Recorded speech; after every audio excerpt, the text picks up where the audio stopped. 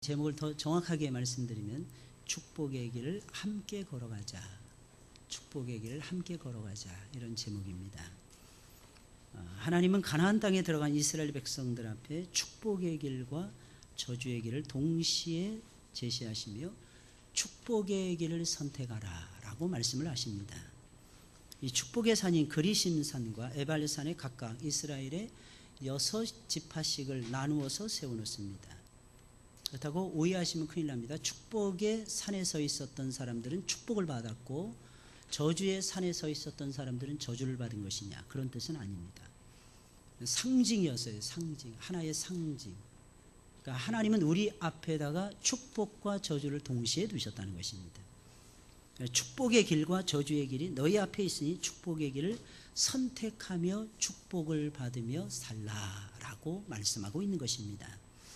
사랑하는 여러분들, 제발 축복의 길을 걸어가시길 예수님의 이름으로 축원을 드립니다. 우리 앞에 축복의 길이 있어요. 안 되는 사람들은 안 되는 것만 선택을 하는 거예요. 여러 가지 경우의 수가 있어요. 우리 앞에는. 그 중에서 안 되는 것만 골라가는 거예요. 우리 한국 축구가 이번에 예선에서 1차전, 2차전, 3차전 전부 다 안 되는 경우의 수만 둔 것입니다. 그러니까 안 되는 거예요. 그 좋은 호화로운 멤버를 가지고도 마음이 너무 아파요. 그래서 이번 축구를 보면서 제가 한 가지 굳게 결심했는데, 다시는 축구를 보지 말아야 되겠다. 다시는 축구를 보지 말고 하나님의 일에 더욱 진력해야 되겠다. 이런 결심을 하게 되었습니다. 저는 거의 우리 축구하는 거 보지를 못했어요. 왜 못 봤냐면 새벽에 하니까, 새벽에 우리 예배 시간이니까. 저는 하나님이냐 세상이냐 무조건 하나님이에요. 무조건. 여러분들 그렇게 되시길 예수님의 이름으로 축원을 드립니다. 그게 축복의 길이에요. 여러분들, 여러분 축복의 길이 무엇인가를 보셔야 돼요. 여러 가지 경우의 수가 있어요. 잘 되는 사람은 잘 되는 것만 선택을 합니다. 이기는 사람은 이기는 길을 아는 거예요. 이기는 방법을 아는 것입니다. 좋은 결과를 얻는 사람들은 좋은 결과를 위해서 뛰다라는 것입니다. 사랑하는 여러분들, 제발 축복의 길을 걸어가시길 예수 그리스도의 이름으로 축원을 드립니다. 우리가 조심해야 하는 것은 감당할 수 있어 보이는 것만을, 감당할 수 있게 보이는 것만을 선택하면 안 된다는 것입니다. 우리가 할 수 있는 일만 해서는 안 된다는 것입니다. 때로는 한계를 벗어나서 하나님의 뜻을 쫓아갈 수 있는 순종하는 모습이 있어야 되더라는 것입니다. 여러분, 그러면 한계가 있어요. 만약에 우리가 할 수 있는 것만 선택을 하잖아요. 복을 받는데도 한계가 있는 것입니다. 하나님의 축복을 받는데도 한계가 있더라는 것입니다. 분명히 말씀드리면 하나님의 역사하심의 빈도도 그만큼 약해지고야 말 것입니다. 도저히 감당할 수 없는 것 같은데 하나님이 하라고 하시니까 내가 그 길을 선택하고 나아가더라는 것입니다. 그러면 어떻게 됩니까? 하나님이 그 길을 인도해 주시는 거예요. 그런 길을 저와 여러분들이 선택을 하면서 아버지께서 원하시는 귀한 걸음을 저와 여러분들이 살아가셔야 되더라는 것입니다. 다시 말씀드리면 하나님의 뜻을 존중히 여기는 것입니다. 하나님은 우리가 감당하지 못할 일을 하나님께서는 감당하라고 하신 적이 없어요. 혹시 이런 마음이 들어요. 하나님의 뜻을 순종하는, 하나님이 나보고 죽으라 하면 어떡하지? 하나님이 그런 명령을 내리시겠습니까? 내릴 수도 있죠. 아브라함에게 이삭을 바치라고 했으니까. 근데 하나님께서 이삭을 죽이십니까? 안 죽이세요. 안 죽이세요. 하나님이 약간의 공갈을 하실 수 있어. 약간은 협박을 할 수가 있어. 왜? 성경 전체를 읽어보니까 하나님의 공갈 협박으로 꽉 들어차 있더라고. 안 하면 어떻게 될 거야? 이런 내용들이 다 그런 내용들 아니겠습니까? 저주를 받을 거야. 이런 내용들이 성경 속에 꽉 차 있어요. 그러나 사랑하는 여러분들, 염려하지 마세요. 그것은 하나님께서 우리가 잘 되는 길을 선택하게 하기 위해서 하나님께서 그렇게 으름장을 놓으실 뿐이라는 것입니다. 하나님, 우리가 감당할 수 없는 것을 안 주십니다. 감당할 수 있는 것만 주세요. 그래서 우리는 이렇게 생각해야 돼요.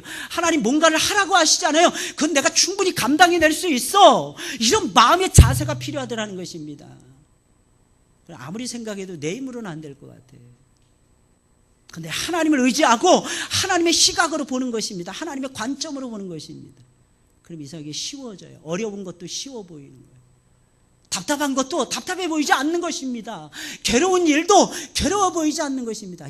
이 즐거운 일, 기뻐 찬양하며 주를 볼 수 있도록 하나님께서 역사해 주신다는 것입니다. 감당할 수 있는 걸 하나님이 주시더라는 것입니다. 거기에 한계를 여러분들이 규정짓지 마시고 하나님이 걸어가라는 축복의 길로 여러분들이 들어서시기를, 접어들기를 예수님의 이름으로 축원을 드립니다. 누구 때문에 감정이 상해서 그래가지고 언제 주의 일을 하시겠어요. 그래가지고 마귀는 계속해서 여러분들이 약점을 건드리잖아요. 감정이 약한 사람은 감정을 자꾸 건드리는 것입니다. 욕먹기 싫어하는 사람은 계속 욕먹게 만들어 놓는 거야. 이게 마귀의 전법 아니겠습니까? 고등전술이 아니겠습니까? 그런데 무엇 때문에?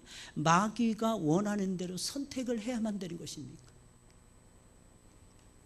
그러니까 어려워요. 그러니까 살기가 힘들어지는 거예요. 놀라운 사실은 어제보다 오늘이 더 힘듭니다. 하나님 기뻐하시는 대로 선택하지 않으면 이게 쌓이는 것입니다. 하나님도 쌓여놓으셔. 하나님도 뒤끝 있으신 분이야. 계속 쌓아놓으십니다. 하나님은 한꺼번에 우리가 잘못하자마자 징계 내리시는 하나님이 아니세요. 하나님은 길이길이 오래 참고 또 참으십니다. 참고 또 참으십니다. 기다리고 또 기다리십니다. 인내하고 또 인내하십니다. 그러다가 마지막에 하나님께서는 징계하시는 위대하신 하나님이세요.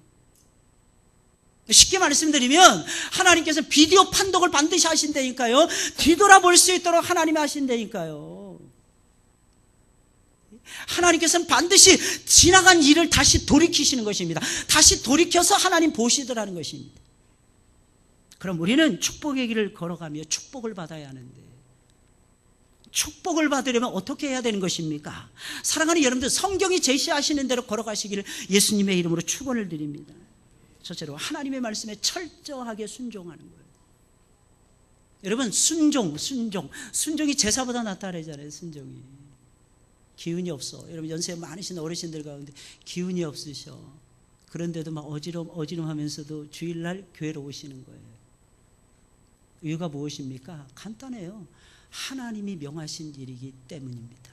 하나님이 명하신 일이기 때문에. 자원하는 마음으로, 기쁨으로 나오면 너무 좋겠죠. 즐거운 마음으로. 근데 자원하는 마음으로, 즐거운 마음으로 이게 안 생기는 걸 어떻게 합니까? 마귀가 계속 우리의 속을 뒤집어 놓는데 어떻게 합니까? 근데 하나님을 선택하는 거예요. 교회를 선택하는, 예배를 선택하는 거예요. 세상 일을 접는 것입니다.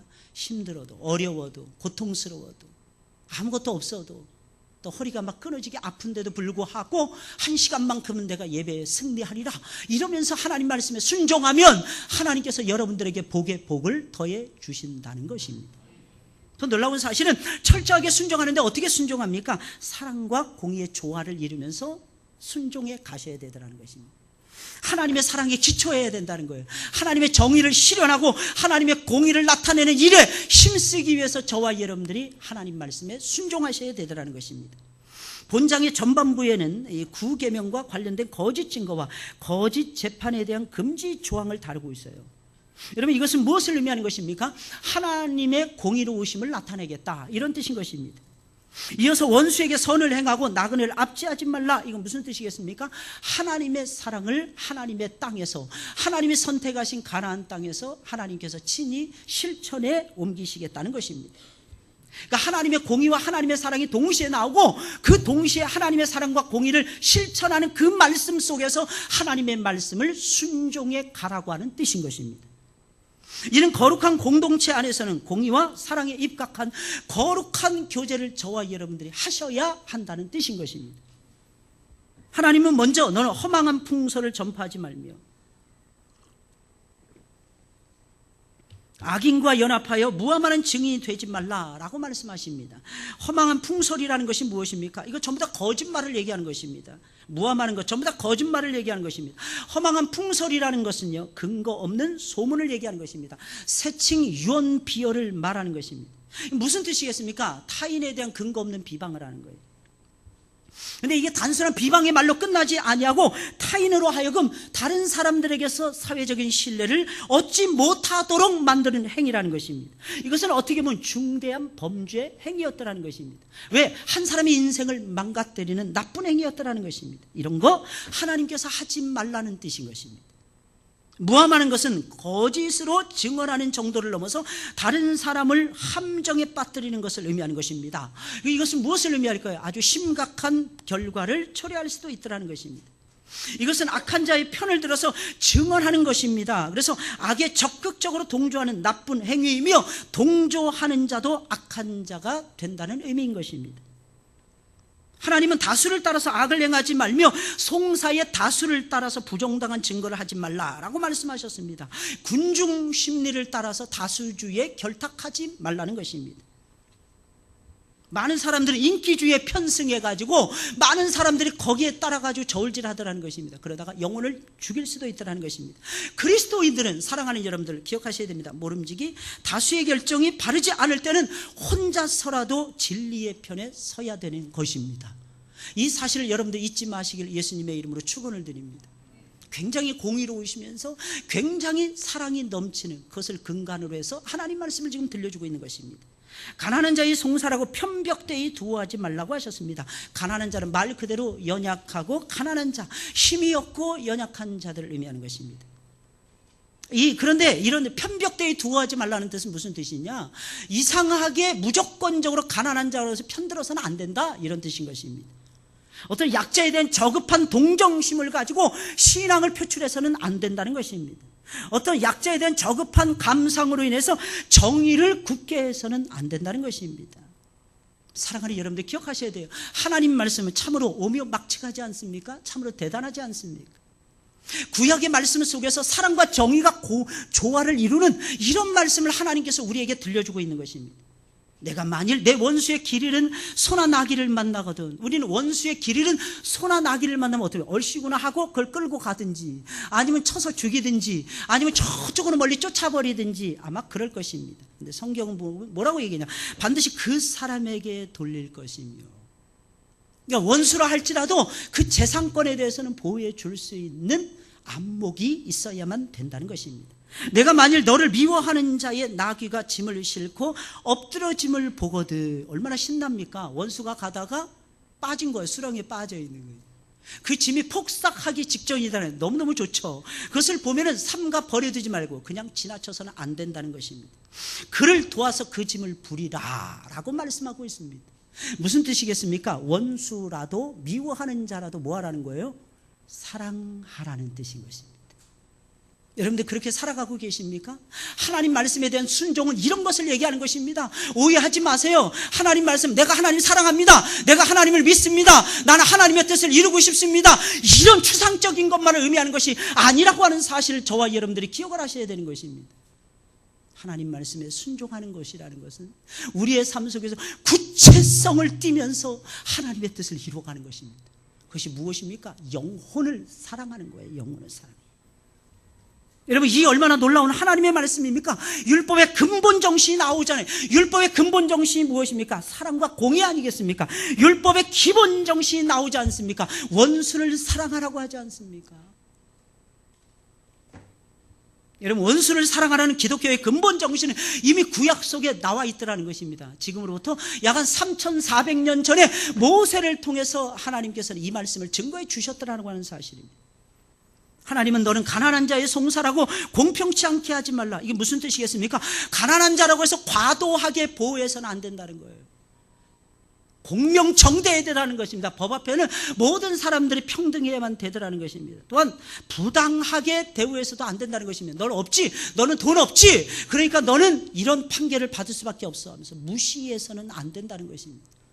공의가 살아있는 거예요. 하나님 말씀 속에. 하나님은 거짓 일을 멀리하며 무죄한 자와 의로운 자를 죽이지 말라. 나는 악인을 의롭다 하지 아니하겠노라.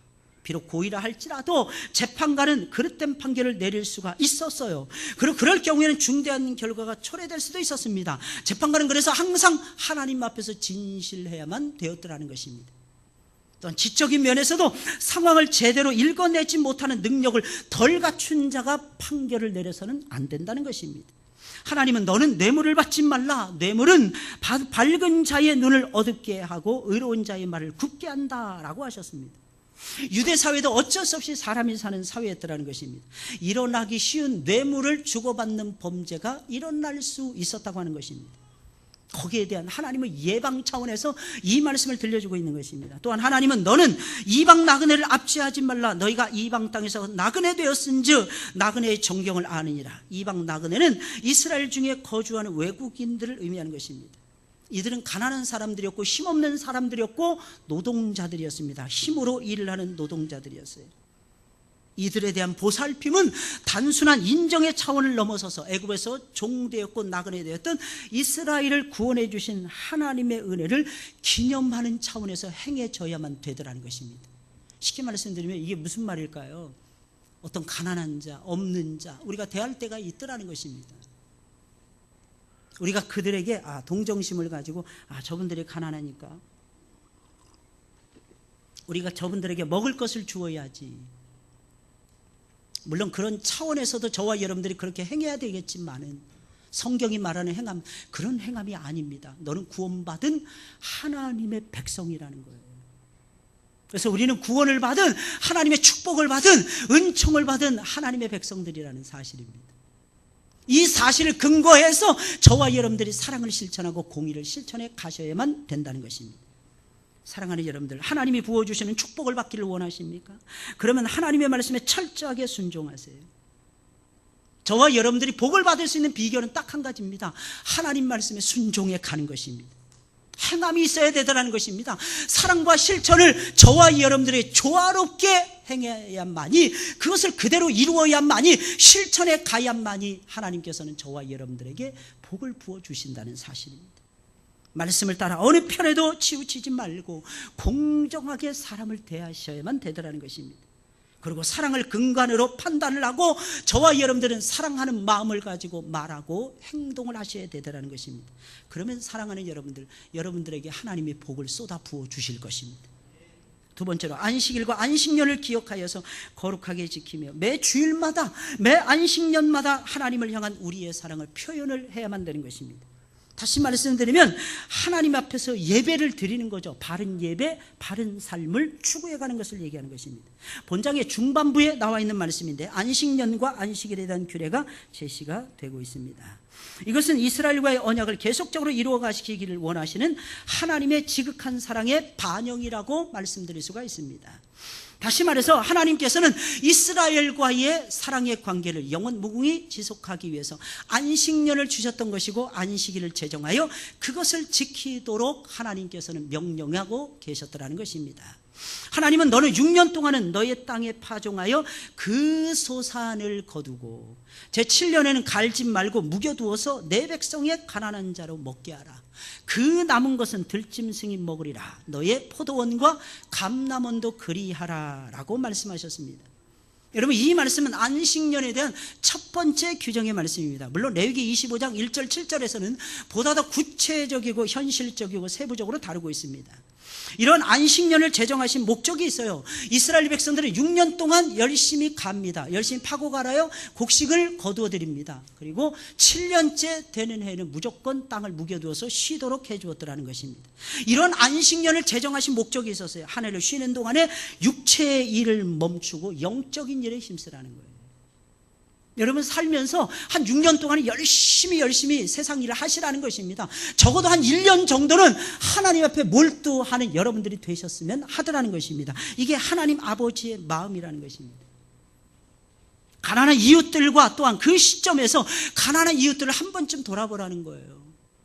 또한 짐승들에게 긍휼을 베풀 수 있는 기회를 하나님께서 제공해 주신 것입니다. 쉽게 말씀드리면 우리 인생을 살아가면서 이거예요. 매번 매년마다 매달마다 우리는 나밖에 모르더라는 거예요. 나밖에. 기껏해야 내 가정밖에 모르더라는 것입니다. 근데 하나님은 그것을 그다지 기뻐하시지 않는다는 것입니다. 우리의 삶의 목적은 나와 내 가정만을 위해서 살아가는 것이 아니라는 거예요. 누구를 위해서 사는 거예요? 하나님을 위해서 하늘을 쳐다보고 살라는 것입니다. 나보다 못한 가난한 이웃들, 또 짐승들, 들짐승들, 이런 것들의 먹거리 정도도 생각하면서 자연의 법칙까지, 자연 세계의 미래까지도 생각하면서 살라는 것입니다. 이게 성경에 나와 있는데 왜 성경에? 혹시 여러분들 가운데 그런 분이 계십니까? 이제 더운 계절이 돌아오니까 멍멍이만 보면 탕이 생각이 납니다. 그리고 개한테 함부로 하고 욕하고, 고양이라 해서 저리 가, 나는 고양이가 밉상이야. 여러분, 그게 성도의 옳은 모습이라고 생각하십니까? 지나치게 가족이야 이러는 것도 문제가 돼. 지나치게 개하고 고양이를 가족처럼 대하는 것도 문제죠. 여러분, 학대한다든지 아무것도 아니라고 무시한다든지, 하나님은 이런 모습을 절대로 기뻐하시지 않는다. 우리는 소중히 여길 것을 소중히 여겨야 돼요. 하나님 얼마나 소중합니까? 근데 우리는 살면서 24시간 살아가면서 얼마나 하나님 생각을 합니까? 잃어버릴 때가 너무너무 많잖아요. 그래서 꿈도 이상한 꿈을 꾸게 되는 거예요. 하나님을 많이 생각하잖아요. 그럼 꿈도 하나님의, 꿈 속에서도 하나님이 등장을 합니다. 등장인물 첫 번째가 하나님이 되는 거야. 할렐루야. 이게 다르더라는 것입니다. 또 우리보다 못해 보이는 사람, 저 사람들 왜 저렇게 가난하게 살아? 게을러서 저렇게 가난해. 머리를 안 쓰고 살아서 저렇게 가난하게 살아. 아니면 주변에 사람이 없어서 저 사람들은 저렇게 사는 거야. 여러분들 그렇게 생각하지 마시고, 가난한 자를 진정으로 사랑하는 바, 정말로 사랑할 수 있는 그런 마음 자세. 저 사람들을 위해서 내가 할 수 있는 일이 무엇일까? 내가 무엇을 도와주어야 될 것인가? 하나님은 그것에 대한 명령을 지금 하고 계신 것입니다. 또한 땅의 휴식을 통해서 토질까지 회복시키는 거야. 6년 동안 실컷 파서 먹고 그 소작물을 가지고 너희들이 살았으면 적어도 그 땅을 1년 동안 쉬게 해줘야 되더라는 거예요. 미래의 안식을 또한 알려주기 위해서, 너희에게는 천국의 안식이 있다. 죽도록 6년 동안 일을 했으니까 한 1년 정도는 좀 쉬어봐. 심지어는 포도원과 감람원까지도 안식년 규정에 포함하고 있습니다. 안식년에는 이스라엘 국토 전체를 경작하지 말고 묵혀두어야만 되더라는 것입니다. 그러나 안타깝게도 이스라엘의 역사를 살펴보면 단 1년도 이러한 말씀을 지킨 적이 없었더라는 것입니다. 단 한 번도 없었어요. 수백 년이 지나가도록 단 한 번도 안식년을 지켜본 적이 없었어요. 왜? 욕심이 나니까. 7해 되는 해에도 씨를 뿌려야 되더라는 것입니다. 7해 만약에 씨를 안 뿌리면 여러분 생각해 보세요. 적어도 2년 내지는 3년은 기다려야만 됐어요. 그러면 하나님께서 먹을 것을 주실까? 오늘날에도 똑같지 않습니까? 사랑하는 여러분들, 아무리 급하고 아무리 바빠도 하나님 앞에 예배가 먼저인 거예요. 굶어 죽는다 할지라도. 그러면 하나님께서 여러분들의 먹을 것을 주시겠어요? 안 주시겠어요? 안 주셔, 그지? 안 주실 때가 너무. 하나님 주셔요. 믿으셔야 됩니다. 만약에 안 주실 때도 있어요. 그때는 어떻게 될까요? 혹하다가 안 주실 때도 있어요. 그럴 때는 어떻게 될까요? 그때는 순교하라는 하나님의 뜻인 줄 알고 순교하면 되는 거야. 할렐루야. 목사님, 따라서 목사님, 갑자기 왜 순교까지? 지금 사느냐 죽느냐 얘기하고 있어요. 사느냐 죽느냐. 매주마다 선택해야 되잖아요. 매주마다. 그냥 예수님 딱 믿잖아요. 주일은 하나님의 거. 할렐루야. 다음 구절에 나와요. 주일은 그냥 하나님의 거. 그렇게 살면 돼요. 그렇게 살면 하나님이 그냥 책임져 주세요. 뭐 주일날 어디 가고 막 이런 것도 다 빼버리셔야 돼요. 이 신앙이 날로 업그레이드가 돼. 신앙이 날로 업데이트가 되셔야 됩니다. 좋아지셔야 돼요. 좋아지셔야 됩니다. 제발 뒷걸음질 치지 마시고 하나님 앞에 많은 시간을 아낌없이 드리시기를 예수님의 이름으로 축원을 드립니다. 이스라엘 백성 단 한 번도 이스라엘의 역사를 보면 이 규정이 제대로 한 번도 지켜진 적이 없었더라는 것입니다. 언제 지켜지기 시작했느냐? 이스라엘 백성들이 바벨론 포로가 된 이후부터 지켜지기 시작을 했어요. 근데 그 다음에도 예수님 오실 때까지 어떻게 지켰냐? 거의 대부분이 형식적으로만 지켰다는 것입니다. 하나님은 너는 6일 동안에 내 일을 하고 제7일에는 쉬라 그랬어요.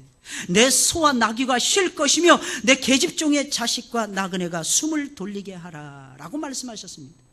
안식일의 첫 번째 목적이 무엇입니까? 창조주 하나님. 하나님이 우리의 창조자가 되심을 기억하게 하기 위해서 하나님께서는 안식일을 제정해 주셨어요.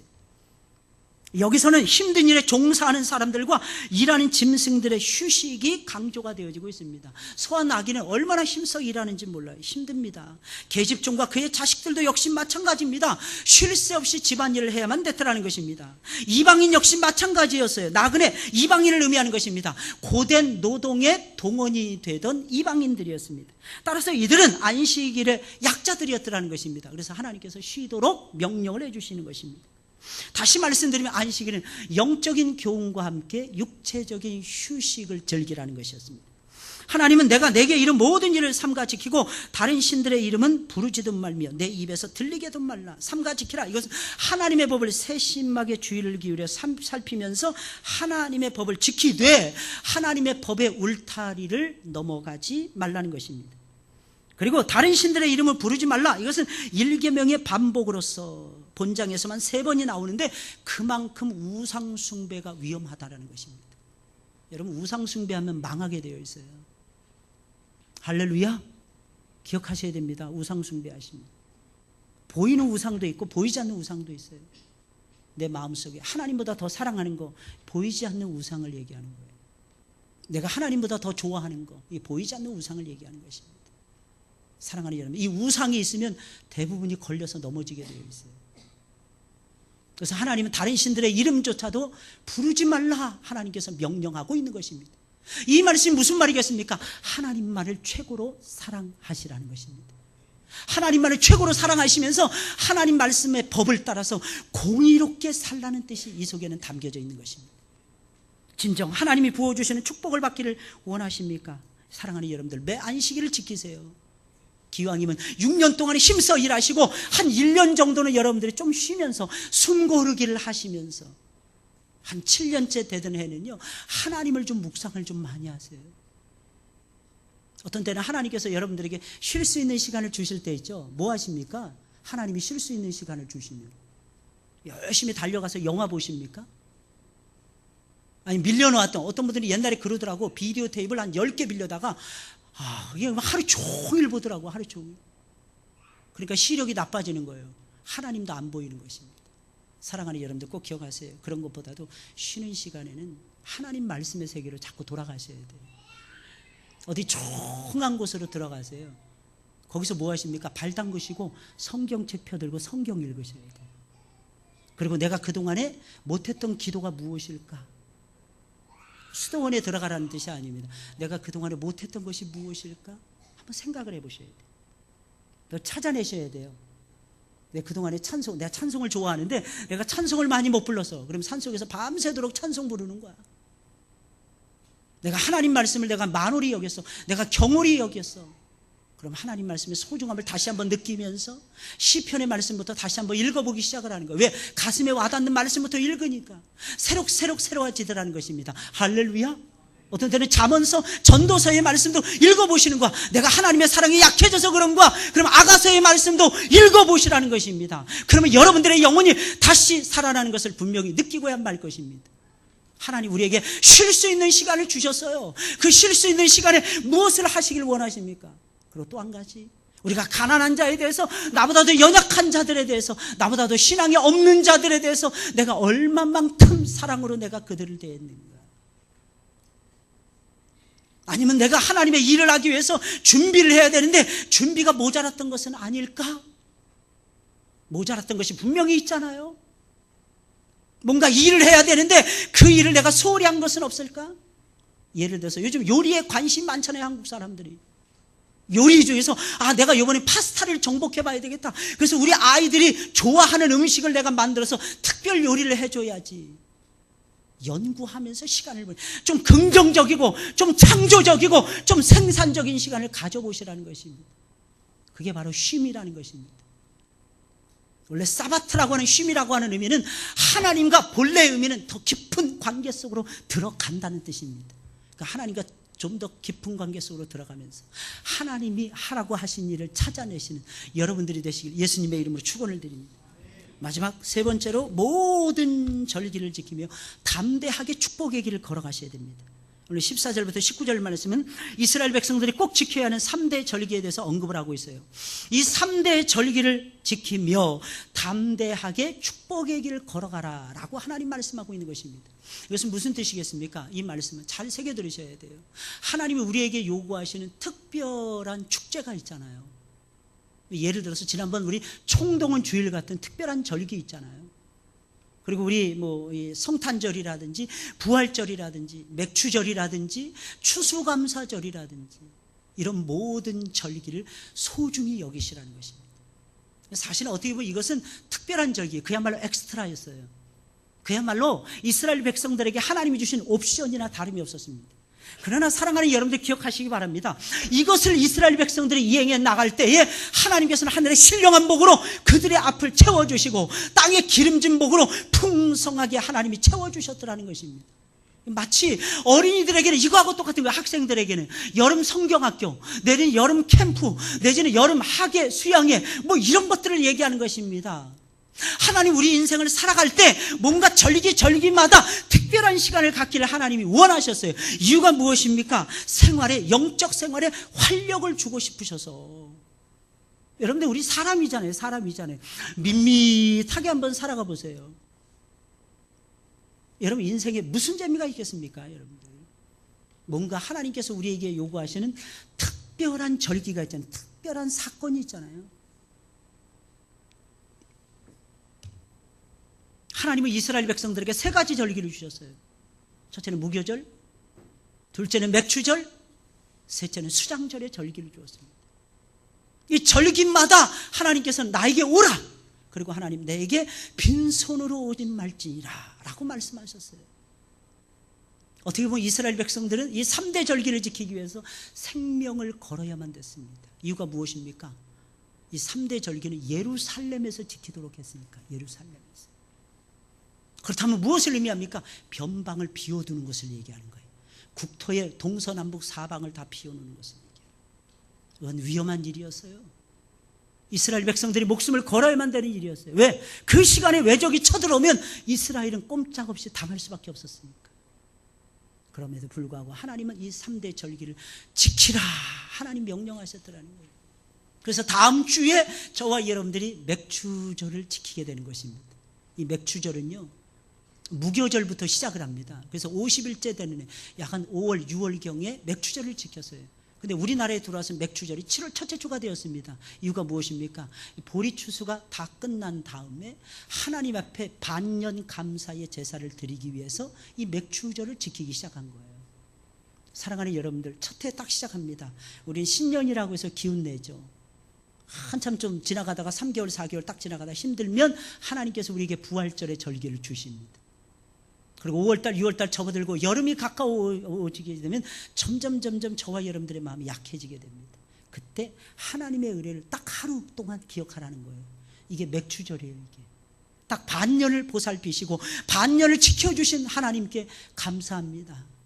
또한 나머지 반년도 하나님의 손바닥 위에 올려놓으니 우리 주님께서 나머지 반년도 우리를 축복해 주옵소서. 그러면서 나머지 반년을 맡기면서 하나님 앞에 예물을 드리면서 나아가는 날이 바로 맥추절의 절기더라는 것입니다. 사랑하는 여러분들, 이 절기를 여러분들의 것으로 소유하시길 예수님의 이름으로 축원을 드립니다. 강 건너 불구경하지 마시고 남의 일이 아니라 남의 일, 나에게 해당되는 일이라. 놀라운 사실은 특별히 하나님을 잘 섬기려고 하잖아요. 그러면 하나님께서 특별한 복도 주십니다. 일반적으로 하나님이 일정하게 복을 주시지만은 일정하게 새벽빛같이 일정하게 하나님 이른비와 늦은비같이 하나님께서 일정하게 복도 주시지만 하나님께서는 어떤 때는 특별하게 하나님이 부어주실 때가 있다고 하는 사실입니다. 바로 그 절기가 무엇이냐? 바로 이스라엘의 3대 절기였고 저와 여러분들이 지키고 있는 무교절이었고 맥추절이었고 추수감사절이었고 성탄주일이라고 하는 사실입니다. 사랑하는 여러분들, 이 절기를 잘 지킴으로 인해서 하나님이 부어주시는 축복을 누리시기를 예수님의 이름으로 축원을 드립니다. 오늘 말씀 마지막 부분에 보니까 하나님은 아주 기가 막힌 결론을 내리고 계십니다. 하나님 이렇게 말씀하세요. 내가 그 목소리를 잘 청종하고 나의 모든 말대로 행하면 내가 내 원수에게 원수가 되고 내 대적에게 대적이 될지라. 하나님이 이렇게 말씀하셨습니다. 이게 무슨 말이겠습니까? 우리 살다 보면 원수가 있죠. 우리 살다 보면 대적이 있죠. 하나님이 그들의 원수가 되고 그들의 대적이 되겠다는 뜻입니다. 이게 무슨 뜻일까요? 하나님은 영원 무궁히 우리의 편이 되어 주시겠다는 뜻입니다. 내가 너의 편이 되어 줄게. 하나님 우리 편이 되어 주시는 거예요. 그 다음 말씀 보세요. 나의 사자가 내 앞서가서 너를 아모리 사람과 헷 사람과 무리스 사람과 가나안 사람과 히윗 사람과 여부스 사람에게로 인도하고 나는 그들을 끊으리라. 이 무슨 말이에요? 하나님이 우리의 걸음을 친히 인도하심을 얘기하는 거예요. 하나님이 여러분들의 여러분들을 골짜기로 인도하시고 어떤 때는 산마루로 인도하시고 산 중턱으로 인도하시고 산 꼭대기로 인도하실지라도 기억하셔야 됩니다. 하나님이 여러분들의 걸음을 인도하신다는 사실, 인도하신다는 것입니다. 그리고 우리의 모든 원수들을 끊어놓으신다는 것입니다. 정복하시겠다는 거예요. 그리고 우리에게 주시겠다는 뜻입니다. 그 다음 말씀 보세요. 너희 하나님 여호와를 섬기라. 그리하면 여호와가 너희의 양식과 물에 복을 내리고 너희 중에 병을 제하리니 내 나라에 낙태하는 자가 없고 잉태치 못하는 자가 없을 것이라. 내가 너희의 날수를 채우리라. 이런 팔레스타인 땅에서는 제일 귀한 게 무엇입니까? 물이에요. 물. 하나님 약속은 내가 너희에게 물을 주겠다. 양식을 주겠다. 양식과 물을 끊임없이 내가 너희에게 공급해 줄 것이다. 하나님을 제대로 잘 섬기기만 하면, 하나님이 원하시는 대로 축복의 길을 선택하면서 나아가기만 하면 언젠가는 하나님께서는 모든 축복을 저와 여러분들에게 허락해 주시겠다는 것입니다. 재물의 복을 주시겠다는 뜻이에요. 쉽게 말하면 건강하게 해주시겠다는 것입니다. 질병을 제해 주시겠다는 것. 어떻게 잘못하다 보면 질병에 걸릴 수도 있잖아요. 근데 그 질병에서 하나님께서는 벗어날 수 있도록 역사해 주신다는 것입니다. 내 나라에 낙태하는 자가 없을 것이다. 잉태를 잘한다는 거죠. 이 잉태하는 게 너무너무 힘들어요. 낙태하는 자가 없도록 하나님이 하시고, 잉태한다면 또 낙태하면 안 되잖아요. 또 잘 낳아야 되잖아요. 하나님께서는 너희 날수를 채우리라. 장수하도록 하나님이 역사해 주시겠다는 뜻입니다. 여러분들 기억하셔야 됩니다. 이 말씀을 종합하면 무슨 뜻이겠습니까? 행함이 있으면 복을 받는다는 뜻입니다. 우리 행하잖아요. 행함이 있어야 돼요. 내가 하나님 사랑합니다. 내가 하나님 신뢰합니다. 하나님은 아닙니다. 거기서 멈추는 걸 원하시잖아요. 그러면 천국에는 갈 수 있어요. 그러나 이 땅에서는 복을 받을 수 없습니다. 이 땅에서 복을 받고 저와 여러분들이 하늘의 또 보화의 창고에다가 잔뜩 쌓아두려면 이 땅에서 심으셔야 돼요. 이 땅에서 하나님 앞에 많이 들이셔야 됩니다. 고린도 후서에 있는 말씀을 보면 축복론 속의 대표적인 게 많이 심은 자는 많이 거둔다는 것입니다. 적게 심은 자는 적게 거둔다는 것입니다. 이 원리를 사랑하는 여러분들 기억하세요. 사람이 무엇으로 심든지 하나님은 거두도록 역사해 주십니다. 축복의 길을 선택하세요. 힘이 드시더라도, 어려우시더라도, 쌀독에 쌀이 달달달달 거린다 할지라도 하나님 앞에 선택하신 거예요. 그러면 하나님께서 채워주십니다. 믿으시길 예수님의 이름으로 축원을 드립니다. 이게 오늘 말씀의 결론이에요.